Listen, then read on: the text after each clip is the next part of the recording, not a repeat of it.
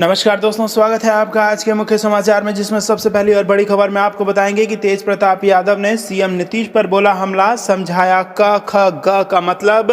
दूसरी बड़ी खबर में जिक्र होगा कि तेज प्रताप यादव ने लालू यादव की रिहाई के लिए राष्ट्रपति के पते पर भेजे लाखों आजादी पत्र। और तीसरी बड़ी खबर में आपको बताएंगे कि बिहार में नीतीश कैबिनेट के विस्तार पर एनडीए में बवाल, घटक दलों के साथ बीजेपी जेडीयू में भी नाराजगी। दोस्तों, हर एक खबर की गहराई में आपको ले जाएंगे, लेकिन उससे पहले अगर आप भी देश के किसानों के साथ खड़े हैं तो आप अभी इस वीडियो को लाइक कीजिए और इस लाल बटन को दबा के चैनल को फ्री में सब्सक्राइब करके घंटी बजाकर कमेंट में लिखिए जय हिंद। दोस्तों, रुक करते हैं तमाम बड़ी खबरों की तरफ। तेज प्रताप यादव ने सीएम नीतीश पर बोला हमला, समझाया का खा गा का मतलब। जी हां दोस्तों, राजद सुप्रीमो लालू यादव के बड़े बेटे तेज प्रताप यादव ने गुरुवार को बिना नाम लिए बिहार के मुख्यमंत्री नीतीश कुमार पर ट्वीट कर हमला बोला है। तेज प्रताप ने अपने ट्वीट में लिखा है कि का से किसान क्रेडिट कार्ड घोटाला, खा से खाद्य सब्सिडी घोटाला, गा से ग्रामीण बैंक घोटाला और घा से घोटालों के सरदार ने 15 वर्ष के अपने शासनकाल में जितना घोटाला किया है उतना तो हिंदी वर्णमाला में वर्णों की संख्या भी नहीं है। वहीं प्रदेश राजद प्रवक्ता चितरंजन गगन ने आरोप लगाया है कि राज्य सरकार ने शिक्षक बहाली को मजाक बना दिया है। सरकार की ओर से जारी नए आदेश के अनुसार सभी स्तरों के विद्यालयों में शिक्षण कार्य के लिए अवकाश प्राप्त शिक्षकों को अनुबंध पर बहाल करने को कहा गया है। विभिन्न स्तर के विद्यालयों में बड़ी संख्या में शिक्षकों के लाखों पद रिक्त हैं, पर नियुक्ति प्रक्रिया को जानबूझकर वर्षों से लटकाकर रखा गया है। इस कारण छात्रों की पढ़ाई बाधित हो रही है। आरोप लगाया कि शिक्षा के साथ बेरोजगार नौजवानों के प्रति सरकार की मंशा ठीक नहीं है। रुख करते हैं अगली खबर की तरफ। तेज प्रताप ने पिता लालू की रिहाई के लिए राष्ट्रपति के पते पर भेजे लाखों आजादी पत्र और हिंदी वर्णों के जरिए समझाया घोटालों का अर्थ। जी हां दोस्तों, बिहार के पूर्व स्वास्थ्य मंत्री एवं राजद प्रमुख लालू प्रसाद यादव के बड़े बेटे तेज प्रताप यादव चारा घोटालों मामलों में सजा काट रहे अपने पिता की रिहाई के लिए लाख प्रयास करते हुए नजर आ रहे हैं। इस कड़ी में गुरुवार को राष्ट्रीय जनता दल नेता तेज प्रताप यादव ने पटना स्थित सामान्य डाकघर पहुंचकर लाखों आजादी पत्र महामुहिम राष्ट्रपति रामनाथ कोविंद के पते पर भेजे। इस बात की जानकारी तेज प्रताप की ओर से ट्विटर पर भी जारी की गई है, जिसमें तेज प्रताप यादव ने बताया कि यह मुहिम एक समाजवादी विचारधारा की स्वतंत्रता के लिए चलाई जा रही है। इस मुहिम के अंतर्गत बिहार के तमाम जिलों से आए लाखों आजादी पत्रों को गुरुवार को पटना स्थित सामान्य डाकघर जाकर महामहिम राष्ट्रपति रामनाथ कोविंद के पते पर पोस्ट करवाया। वहीं तेज प्रताप यादव ने उम्मीद जताई है कि महामहिम राष्ट्रपति रामनाथ कोविंद इन आजादी पत्रों को पढ़ने के बाद जनमानसों की आवाज को जरूर सुनेंगे। साथ ही तेज प्रताप यादव को उम्मीद है कि इसके बाद उनके पिता लालू यादव प्रसाद जेल से रिहा हो जाएंगे। रुख करते हैं अगली खबर की तरफ। बिहार नीतीश कैबिनेट के विस्तार पर एनडीए में बवाल, घटक दलों के साथ बीजेपी जेडीयू में भी नाराजगी। जी हां दोस्तों, बिहार में पिछले साल नवंबर में विधानसभा चुनाव के बाद बनी नीतीश सरकार में पहली बार हुए मंत्रिमंडल विस्तार के बाद नाराजगी के स्वर घटक दलों के साथ साथ भारतीय जनता पार्टी और जनता दल यूनाइटेड में भी उभरने लगे हैं। ऐसे में तय माना जा रहा है कि आने वाले दिनों में इस नाराजगी के कई नए रूप सामने आएंगे। बिहार में बीते मंगलवार को मंत्रिमंडल विस्तार में 17 नए मंत्रियों को पद और गोपनीयता की शपथ दिलाई गई थी। इसके बाद एनडीए की धुरी और बिहार में गठबंधन की सबसे बड़ी पार्टी बीजेपी से भी विरोध के स्वर उठने लगे। दरअसल पटना के बाढ़ से विधायक और वरिष्ठ नेता ज्ञानेंद्र सिंह ज्ञानू ने नाराजगी जताते हुए सवर्णों की उपेक्षा, दागियों को मंत्रिमंडल में शामिल करने तक का आरोप लगा दिया। इसके बाद से ही कयास लगाए जाने लगे थे कि जेडीयू में भी देर सबेर नाराजगी उभरकर सामने आएगी। आज जेडीयू के एक विधायक ने भी नाराजगी जाहिर कर ही दी। गोपालपुर विधानसभा से जेडीयू के विधायक नरेंद्र कुमार नीरज उर्फ गोपाल मंडल मंत्रिमंडल में जगह नहीं मिलने से नाराज हैं।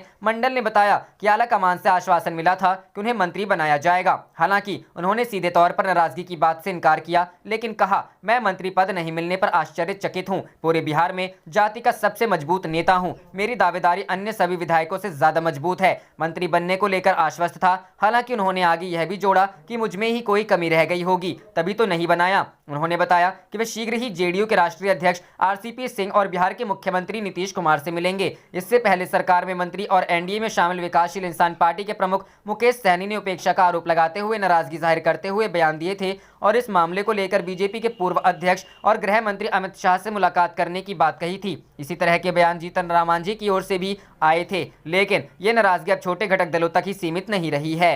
करते हैं अगली खबर की तरफ।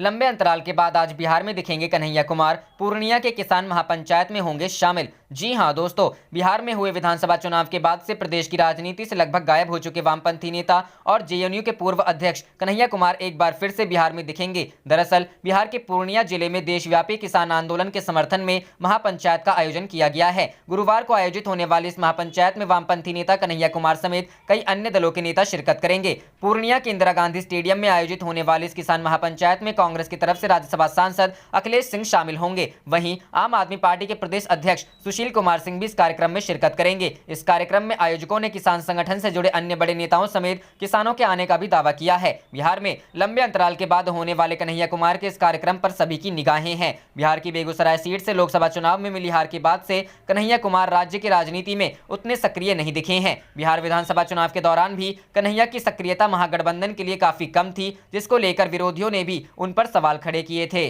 रुक करते हैं अगली खबर की तरफ। बिहार नीतीश सरकार के 64% मंत्रियों पर दर्ज है आपराधिक मामले। जी हां दोस्तों, नीतीश कैबिनेट के 31 सदस्यों में से 18 यानी 64% मंत्रियों के खिलाफ आपराधिक मामले दर्ज हैं। इनमें से 14 के खिलाफ दर्ज मामले गंभीर आपराधिक किस्म के हैं। इसका खुलासा एसोसिएशन फॉर डेमोक्रेटिक रिफॉर्म्स और इलेक्शन वॉच की ताजा रिपोर्ट से हुआ है। यह रिपोर्ट 28 मंत्रियों के आत्मशपथ पत्र के विश्लेषण के आधार पर तैयार की गई है। 2 मंत्री अशोक चौधरी और जनक राम अभी विधानसभा या विधान परिषद के सदस्य नहीं हैं, इसलिए उनके शपथ पत्रों का विश्लेषण नहीं हो सका है। भाजपा कोटे से मंत्री रामसूरत कुमार के ब्यौरे का भी विश्लेषण नहीं किया जा सका है। बताया जा रहा है कि उनका पूरा ब्यौरा चुनाव आयोग की वेबसाइट पर उपलब्ध नहीं था। रिपोर्ट के अनुसार गंभीर आपराधिक मामलों के साथ कैबिनेट के 14 मंत्रियों में से भाजपा के सर्वाधिक 11 और जेडीयू के 3 मंत्री हैं। गंभीर आपराधिक मामलों वाले 3 अन्य मंत्रियों से हम विकास इंसान पार्टी, एक निर्दलीय शामिल हैं। हालांकि इतनी बड़ी संख्या में दागी नेताओं के चुने जाने पर किसी को हैरानी नहीं है। एडीआर और इलेक्शन वॉच की एक पूर्व की रिपोर्ट के अनुसार हाल ही में चुने गए सभी पार्टियों ने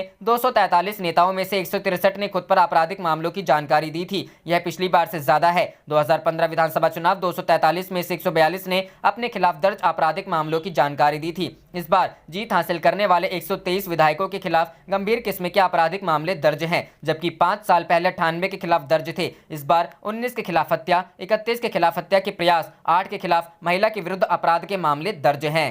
रुक करते हैं अगली खबर की तरफ। कॉन्ट्रैक्ट फार्मिंग का संकट, पैसा बटोरकर कंपनी फरार, केस दर्ज कराने के लिए संघर्ष कर रहे किसान। जी हां दोस्तों, केंद्र सरकार का मानना है कि नए कृषि कानूनों के तहत कॉन्ट्रैक्ट फार्मिंग लागू होने से किसानों की आय बढ़ेगी और किसानों की ज्यादातर समस्याएं खत्म हो जाएंगी। लेकिन मध्य प्रदेश की बैतूल में जो मामला सामने आया है, उससे इन दावों पर सवाल खड़ा होता है। बैतूल के सैकड़ों किसानों ने 2018 में सहजन की खेती करने के लिए एक कंपनी से कॉन्ट्रैक्ट किया था। अब ये कंपनी किसानों को धोखा देकर गायब हो चुकी है। कंपनी से कोई संपर्क नहीं हो पा रहा है और कॉन्ट्रैक्ट करने वाले सैकड़ों किसान कंपनी के खिलाफ मामला दर्ज करने के लिए संघर्ष कर रहे हैं। बैतूल जिले के ग्राम भैंसदेही में 5 एकड़ जमीन के मालिक नदीम खान ने बताया कि राज्य के हॉर्टिकल्चरल डिपार्टमेंट ने UWEGO agri solutions private limited नाम की कंपनी के बारे में किसानों को बताया था। नदीम खान ने बताया, मैंने ड्रामस्टिक फार्मिंग के लिए राज्य के हॉर्टिकल्चरल विभाग की सिफारिशों के आधार पर सितंबर 2018 में कंपनी के साथ एक अनुबंध पर दस्तखत किया था।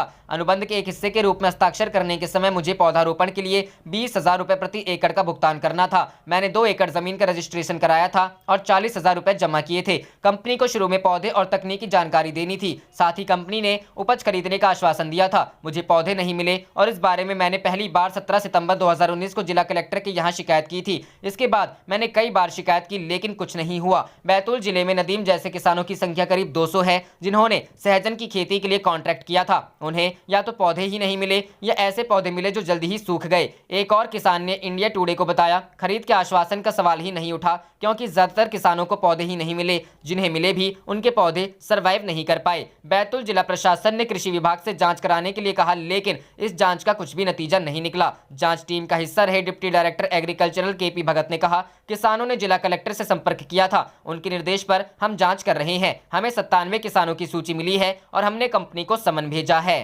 करते हैं अगली खबर की तरफ।